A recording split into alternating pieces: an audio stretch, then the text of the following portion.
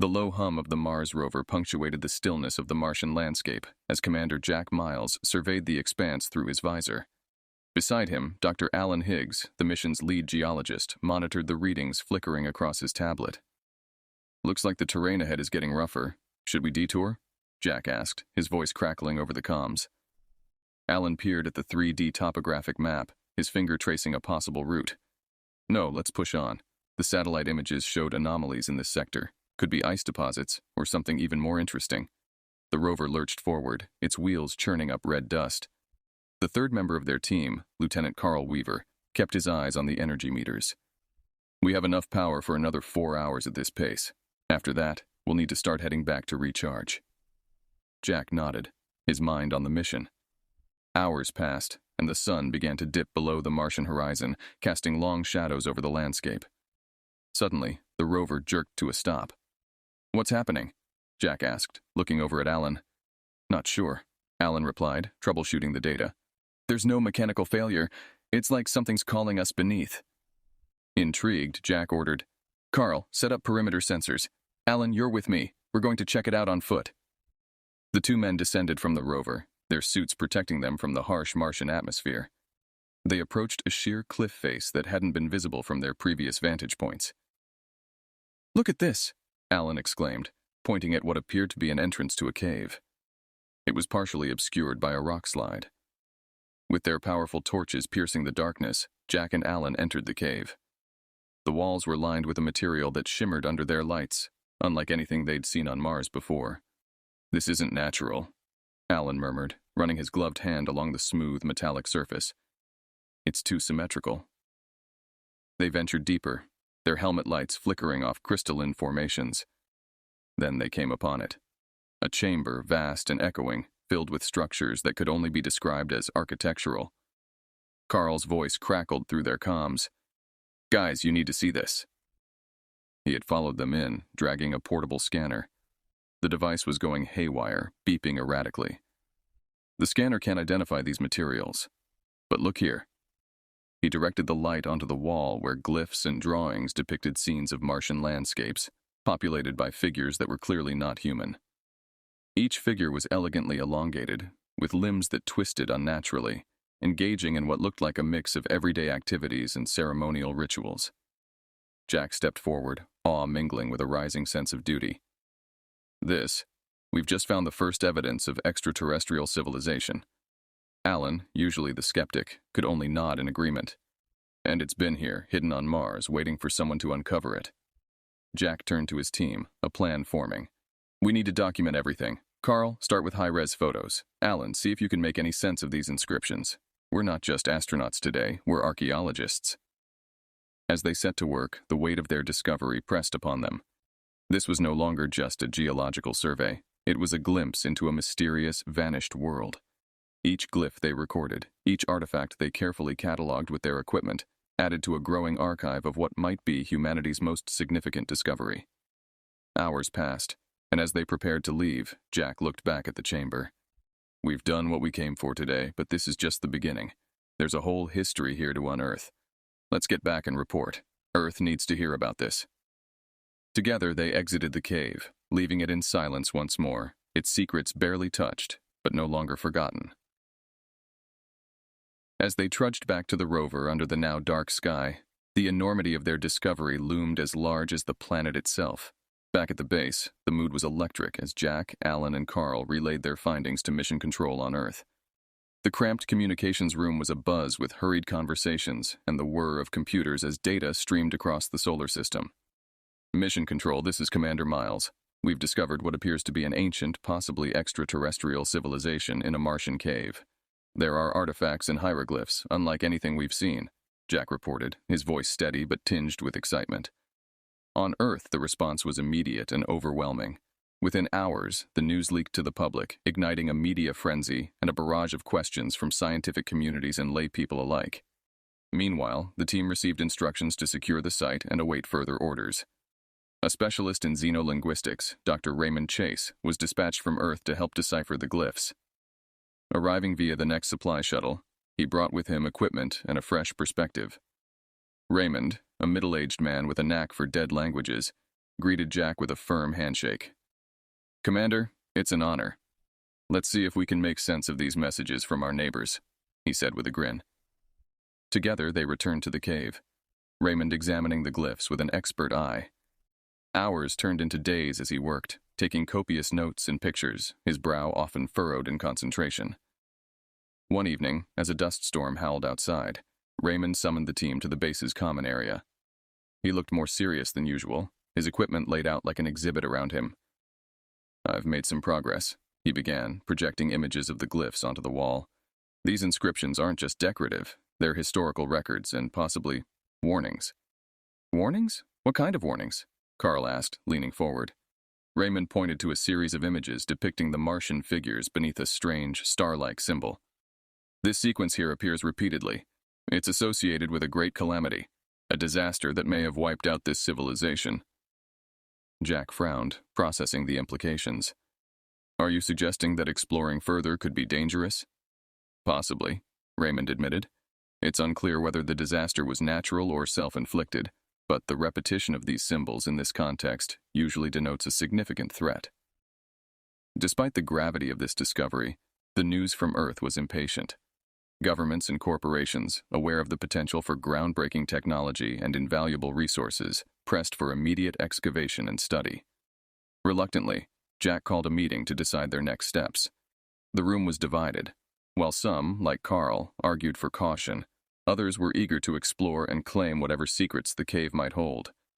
Ultimately, the decision was made to proceed, driven by orders from their superiors and the unspoken fear of being scooped by rival international teams now en route to Mars. "We document everything, take all necessary precautions, but we move forward," Jack concluded, his voice firm. The team nodded in agreement, though the atmosphere was tense with unspoken concerns. As they geared up to return to the cave, Jack pulled Raymond aside. "Keep looking into those warnings. If there's any sign of immediate danger, I want to know about it first." "Understood, Commander," Raymond replied, though worry shadowed his features. The next morning, under the pale light of the Martian sun, the team stood at the entrance to the cave. The air was thick with dust and expectation. "Let's uncover the past," Jack declared, stepping into the shadow of the cave, the rest of his team trailing behind him, each step taking them deeper into the unknown and further from the warning they had chosen to ignore. As the teams delved deeper into the Martian cave system, their operations expanded. New tunnels and chambers were mapped daily, revealing a complex network that hinted at a vast, ancient city buried beneath the surface. Dr. Raymond Chase, having established a makeshift lab within the main chamber, continued his work on the glyphs, while Commander Jack Miles coordinated the expanding exploration efforts. The base camp buzzed with activity, scientists and engineers from various disciplines working side by side. Yet amidst this rush of discovery, Jack remained cautious, his mind often returning to Raymond's warnings about the glyphs. One morning, as Jack and Dr. Alan Higgs, equipped with the latest scanning technology, navigated a newly discovered tunnel, they noticed an unusual pattern on their monitors. "These readings are off the charts," Alan murmured, adjusting the settings. "It's like nothing we've encountered so far." Jack peered over his shoulder. "Could it be another chamber?" "Maybe, but it's different this time. More structured," Alan replied.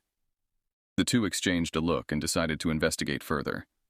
As they approached the source of the anomaly, the narrow tunnel opened into a vast, dome-shaped cavern. The walls glowed faintly with an iridescent light, illuminating hundreds of tall, slender structures resembling cocoons. Jack's heart raced. "What is this place?" Alan approached one of the structures, his scanner beeping rapidly. "These aren't just rocks or ice formations, they're some kind of stasis pods." Before Jack could respond, a sharp crack echoed through the cavern. One of the cocoons was fracturing, its surface splintering with a sound like breaking glass. Instinctively, Jack reached for his weapon, a standard-issue sidearm, more for peace of mind than actual utility on this peaceful mission turned strange. From the fractured pod, a figure emerged, tall and imposing, with translucent skin that shimmered in the cavern's light. It had elongated limbs and a featureless face, save for deep dark eyes that seemed to absorb the light around them. Jack and Alan froze, caught between awe and fear. The creature looked around, its gaze piercing despite having no discernible pupils. Then, without warning, it let out a piercing shriek that resonated off the cavern walls. "Back to the rover now!" Jack shouted, the urgency clear in his voice. They retreated hastily, the creature following slowly, its movements deliberate and unnerving. Once they were safely back at the rover, Jack contacted the base. "We have a situation. We've encountered an alien life form in the new chamber. It's alive, and it doesn't seem friendly." Back at the base, Carl Weaver and the rest of the team scrambled to prepare defenses. This was uncharted territory, far beyond their initial mission parameters. Jack and Alan returned to the base, their minds racing with the implications of their encounter. The base was on high alert, everyone on edge as they awaited the creature's next move. Raymond joined Jack as he watched the monitors displaying the creature's position. "This might explain the warnings," Raymond said grimly. "We awoke something that was meant to stay dormant." Jack nodded, feeling the weight of their actions. "We need to establish a secure perimeter and try to communicate. We can't start a conflict on an alien planet." Plans were quickly drawn up to fortify the base and attempt communication with the creature. Despite their best efforts to reach out, the response was always the same: aggression and an eerie, unsettling call that seemed to communicate with the other pods back in the cavern. As night fell on Mars, the reality of their situation set in. They were no longer explorers, but potential invaders in the eyes of these ancient guardians of Mars. The next steps they took would determine not only their fate, but potentially that of the entire human race. Tension gripped the Martian outpost as the creatures from the cavern, dubbed the Silencers due to their ability to emit a paralyzing shriek, began to surround the base. Commander Jack Miles watched from the control room, his team ready at their stations, each member clad in their reinforced suits.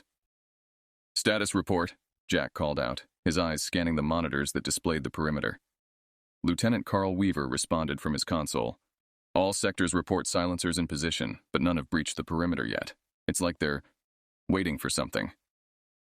Dr. Alan Higgs, his face drawn with fatigue and stress, added, "Their behavior is unlike any predatory species I know. It's tactical, deliberate. They're not just animals, they're sentient, perhaps as much as we are." Jack nodded, turning to the communications panel where Dr. Raymond Chase was attempting to decipher any form of communication from the Silencers. "Ray, any luck?" Raymond shook his head, frustration evident. "Nothing yet. Their language, if it can be called that, is complex. It might take days to crack, if at all." The waiting game continued, with each passing hour increasing the strain on the base's resources and morale. Suddenly, the alarm blared. A breach in Sector 4. Jack grabbed his helmet, sealing it with a hiss. "On me," he ordered, leading a squad to the affected area. They arrived to find a small group of Silencers using what appeared to be sonic waves to weaken the base's exterior wall. Jack signaled to his team, and they opened fire with their non-lethal weapons, designed to incapacitate rather than kill. The Silencers retreated, but it was a temporary victory.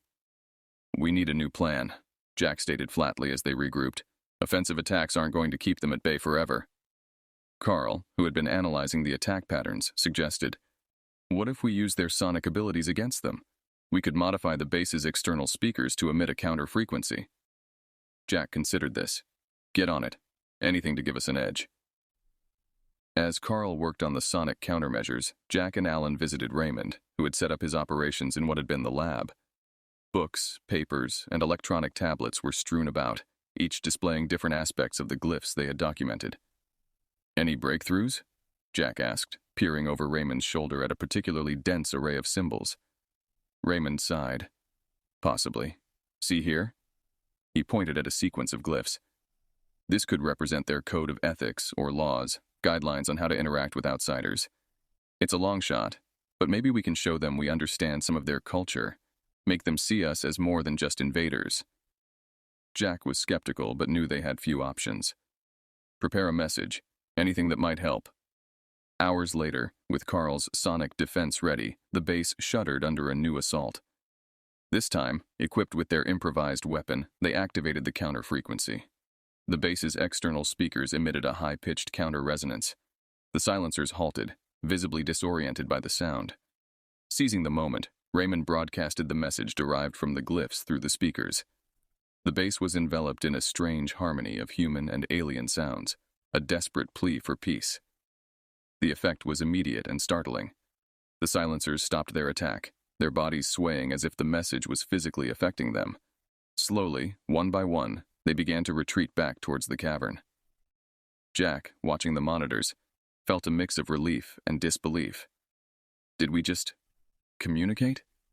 Or at least gave them something to think about, Alan remarked, exhausted yet hopeful. With the immediate threat abated, Jack ordered continuous monitoring of the silencer's movements. The night passed without further incidents, but the victory was tentative. They had bought themselves time, but at what cost and for how long remained unanswered questions. The siege was a harsh reminder of their fragile presence on this ancient world, and the need for a strategy that respected its original inhabitants. The uneasy truce with the silencers provided a brief respite for Commander Jack Miles and his team, but tension hung thick in the air. Jack knew their fragile peace could shatter at any moment, and they needed a plan that went beyond mere survival. In the command center, Jack gathered his team for a crucial meeting. "We need to learn more about the silencers and their motives," he began. "We're stuck in a reactive mode. We need to find a way to communicate better and understand their history." Dr. Raymond Chase, his eyes weary from long hours of decoding the Martian glyphs, nodded. "I'm close to understanding more of their language. If we can communicate more effectively, we might negotiate, or at least coexist." Lieutenant Carl Weaver, studying defense logs, added, "We should also bolster our defenses. The silencers will adapt to our countermeasures eventually." Their discussion was interrupted by a sudden alarm. The base's power grid was fluctuating, the lights flickering ominously. "What's happening now?" Jack muttered as he and Carl rushed to the technical bay. There, they discovered a critical component of the reactor had been damaged during the last silencer attack, something they had overlooked in the aftermath. Without immediate repair, the base would lose power, a potentially fatal scenario in the harsh Martian environment. "We have spare parts at the secondary depot," Carl said, referring to a supply cache located a few kilometers away. However, the journey was perilous given the current circumstances. "I'll go," Jack decided. "Carl, you handle the defenses here. Raymond, continue working on the translations. We need every advantage we can get." Equipped with a rover and a portable defense device, Jack set out for the depot. The Martian landscape was an unforgiving expanse of darkness and dust, the rover's headlights barely piercing through. At the depot, Jack quickly located the necessary components. As he loaded them into the rover, a sharp sound echoed, one of the silencer's calls. They had either tracked him or were patrolling the area. Jack wasted no time, driving back to the base with the sounds of the silencers growing closer. At the base, the situation was critical. Power levels were dangerously low, and the temporary fixes were failing. "He needs to get back soon," Carl muttered, eyes glued to the monitors. Jack arrived just in time, bursting through the airlock with the components. Together with the engineering team, he worked to install the new parts, stabilizing the power grid. The lights steadied, and the hum of machinery returned to normal. Exhausted, Jack leaned against a wall, his breath heavy. "That was too close," he said to Carl, who gave him a supportive pat on the shoulder. "Yeah, but you made it," Carl replied with a tired smile. Raymond approached them, his face a mix of urgency and excitement. "I've decoded more of the glyphs. The silencers were guardians, created to protect something vital here. They see us as a threat to that." Jack absorbed this new information, considering their next move. "If we can assure them we're not here to destroy anything, maybe we can find common ground. Can we communicate that to them?" "I believe so," Raymond said, hopeful, "but it will require showing respect and understanding on their terms." They gathered in the main chamber, setting up a communication array. Using a combination of the Martian glyphs and human technology, Raymond prepared a message designed to convey their peaceful intentions and respect for the silencers' role as guardians. The message was broadcasted, a blend of human and alien sounds filling the air. The base fell silent as they waited for a response. The silencers, visible on the perimeter cameras, paused. Their movements became less aggressive, their curiosity peaked. Hours passed without an attack. The base remained on high alert, but the atmosphere was slightly more relaxed. It seemed the silencers were considering the message. As the night deepened, Jack stood watch, pondering the challenges ahead. They had taken a step toward understanding, but much remained uncertain. For now, they were safe, but the true test would be whether they could build a lasting peace with the ancient guardians of Mars. As the Martian night gave way to a dim sunrise, Commander Jack Miles and his team prepared for another uncertain day. The previous night's communication attempt with the silencers had yielded no immediate response, leaving everyone on edge. However, The lack of aggression gave them a tentative hope that their message was being considered. Jack met with Dr. Raymond Chase early in the morning in the lab, where Raymond had been working tirelessly to decode more of the glyphs and understand the silencer's complex language. "Any progress?" Jack inquired, looking over Raymond's shoulder at the scattered papers and digital screens filled with alien script. "Yes, and it's fascinating," Raymond replied, his fatigue momentarily forgotten as he animatedly discussed his findings. "These glyphs aren't just a language. They're a narrative of the silencer's creation and purpose. They were engineered as protectors, not just of physical locations, but of the Martian heritage itself. Their aggressive response to us was almost instinctual, programmed." Jack absorbed this, considering the implications. "So they're essentially custodians. What turned them from protectors to attackers?" "It seems we triggered some kind of defensive protocol by entering the caves. From their perspective, we were invaders," Raymond explained. He then pointed to a series of images showing a peaceful interaction between the silencers and smaller, more fragile Martian figures, perhaps the creators themselves. "There's evidence here of a symbiotic relationship with their creators. If we can emulate this, show that we're not a threat, perhaps we can alter their perception of us." Determined to build on this new understanding, Jack decided to lead a small team back to the cave where they first encountered the silencers. Equipped with the new insights and communication tools developed from Raymond's translations, they hoped to establish a peaceful contact. "Stay sharp, everyone," Jack cautioned as they approached the cave. "We're not here to fight. We're here to learn and communicate." Inside the cave, the air was thick with tension. The team moved slowly, using the communication device to broadcast peaceful intentions using phrases Raymond had translated. The device emitted a series of harmonic tones interspersed with recorded glyph sequences. As they reached the chamber where the first silencer had emerged, they found several of them waiting, their eerie forms still and silent, almost as if in judgment. Jack held up the device, continuing to broadcast the peaceful messages. After several tense minutes, one silencer moved forward, its movements deliberate. The creature emitted a low, resonant sound that vibrated through the air. Raymond, listening intently, signaled that it was a positive response. "They're acknowledging our message," he whispered excitedly. Encouraged, Jack repeated the gesture, showing open palms to signify no threat. The silencers, in turn, mirrored the action, a remarkable moment of cross-species communication. They then led Jack and his team deeper into the cave to a chamber they hadn't explored before. This new chamber was filled with what appeared to be cultural artifacts, tools, clothing, even artwork. The silencers gestured towards these items, then to the glyphs on the walls, a clear invitation to understand their history and values. Jack and his team spent hours in the chamber, documenting everything. The silencers observed quietly, no longer hostile but watchful, guardians of their culture sharing their legacy. Returning to the base, Jack felt a profound shift had occurred. "We've started something here that goes beyond exploration," he reflected to his team. "We're not just visitors now. We're learners, potential partners in preserving a history that's not ours, but is now part of us." The day ended with a renewed sense of purpose. The base was abuzz with discussions about the implications of their discoveries for future missions and the potential for coexistence with the silencers. It was a fragile beginning to a new chapter in human-alien relations, one filled with possibilities and the promise of mutual respect.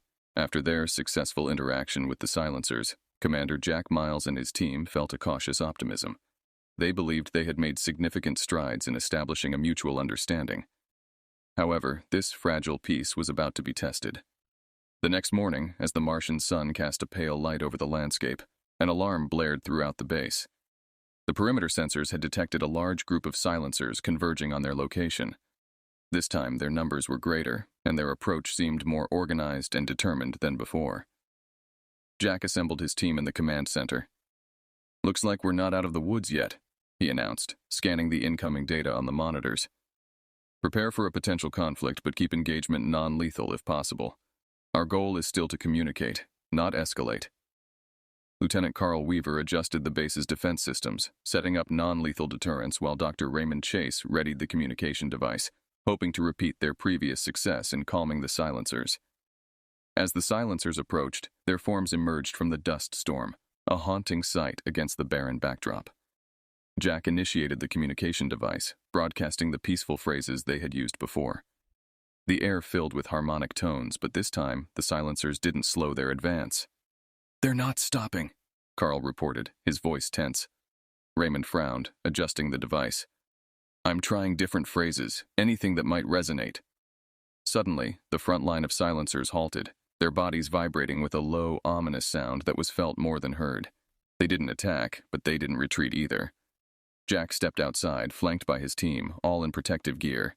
He raised the device high, showing it to the silencers. "We come in peace," he repeated in their language through the device. The tension was palpable as both sides stood still, watching each other. After what seemed like an eternity, one of the silencers moved forward slightly. It emitted a series of sounds that Raymond quickly translated. "They want us to leave the artifacts in the cave untouched. They see us as invaders still, a threat to their heritage." Jack nodded, understanding their concern. "Tell them we will respect their boundaries. We seek only knowledge, not conquest." Raymond relayed the message, and the standoff continued for several more minutes before the silencers slowly began to retreat. It seemed they had reached an understanding, but the atmosphere remained charged, the threat of further confrontations hanging in the air. As the team regrouped inside the base, Jack reflected on the day's events. "We're walking a tightrope here," he admitted to the team. "Every action we take can either build trust or destroy it."